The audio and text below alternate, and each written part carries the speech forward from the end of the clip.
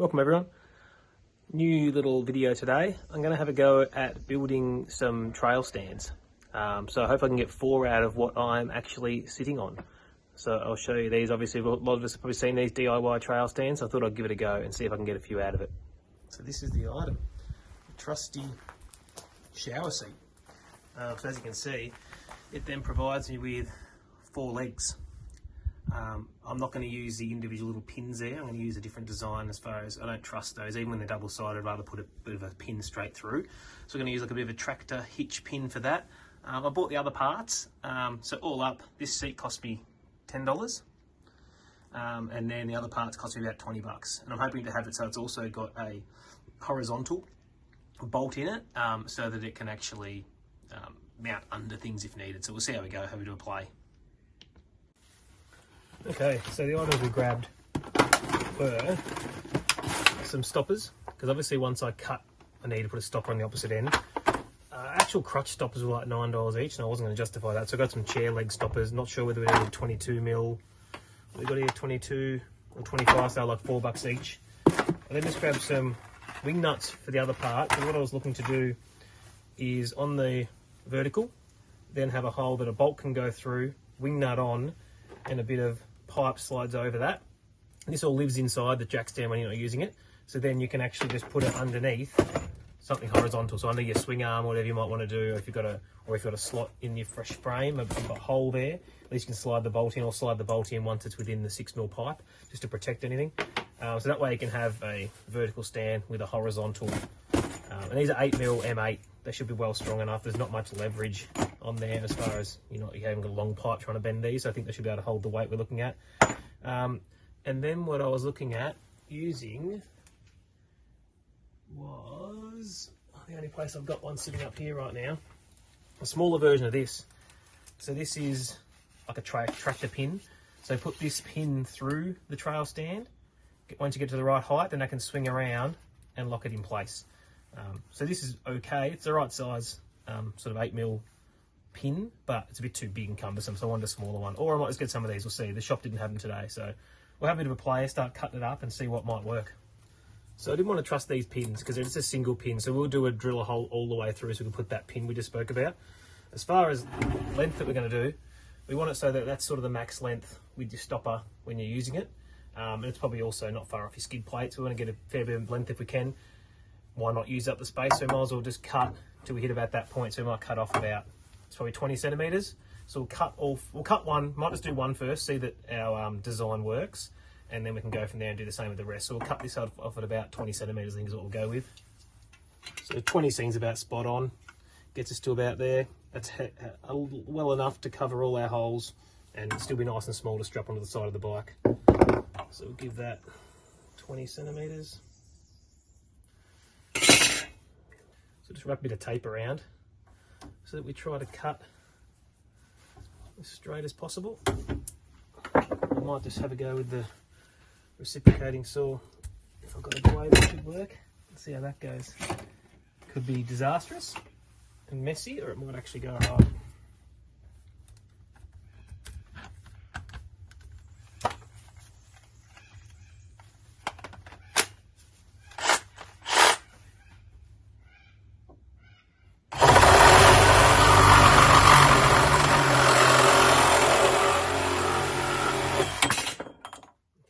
Fine, so that's all good. We will just give that a bit of a file down. So now we'll just take out this little pin because it's really just, they're basic. It's just a single little presser. Some are double, but even still I don't really trust them. I'd rather put a pin right through, so they're quite easy to remove. Once you get it, sort of hook on it, they come out fast. So all it is a tiny little stopper held in on spring force, which I've dropped it, it's all gone now. So we'll just drill through here and have this as a straight through so we can use our little pin thing to go through. Okay, so we've drilled this one all the way through. Now we'll have to drill these as well. So we're just going to get a little punch so we can get these as center as possible. Okay, Okay, so we've drilled them out, both sides except the bottom because we don't really need to. That can slide in.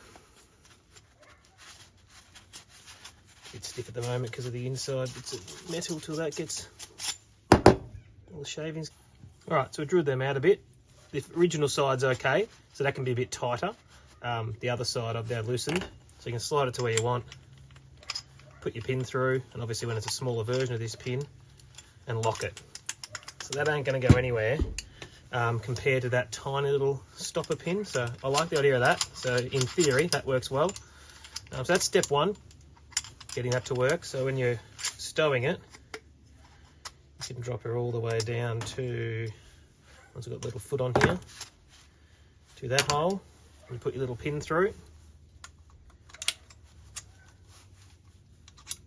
which is going to be half this size. That sits sort of flat. And then inside here is where we're going to store the next part of the puzzle and do our little cap. So the main part of what I'm thinking with this is that it all lives in here, underneath your little cap, when you're not using it.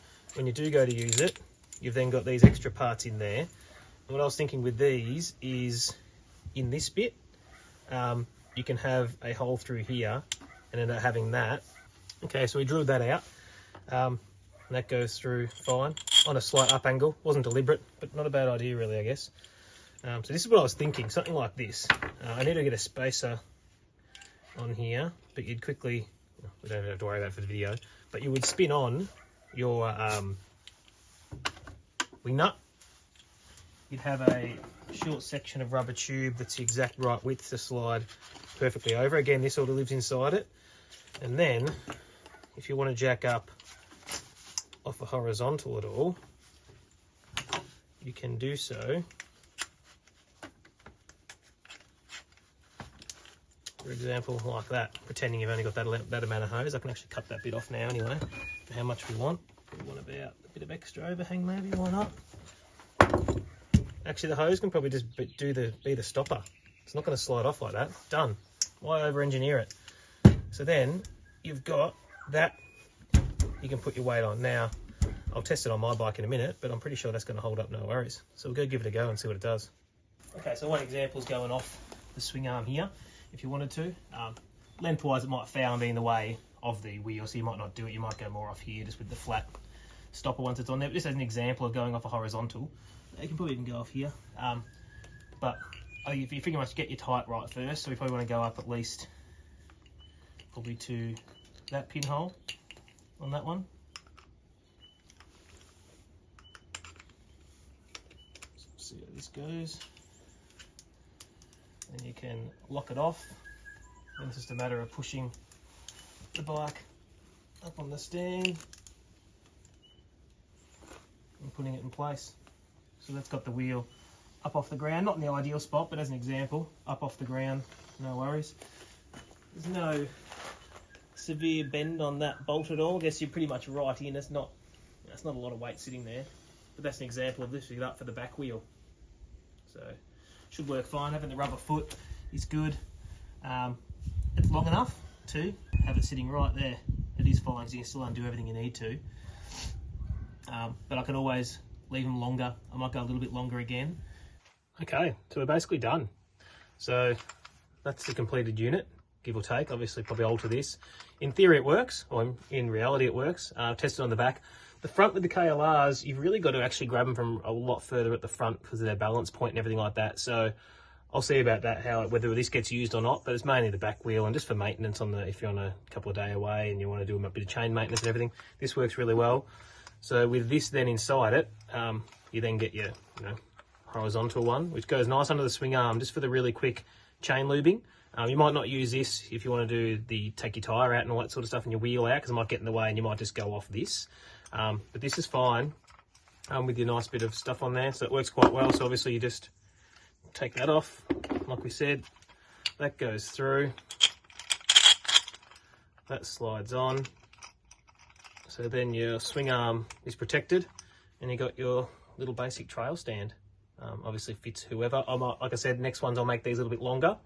So I might get this to my mate with the Transalp. I think his is a little bit lower to the ground than mine, so he can have this and I'll order Transalp. And yeah, when you're done with it, just put that in there, take that out, pull the pin out of here, drop that all the way down to the second last hole, which is there.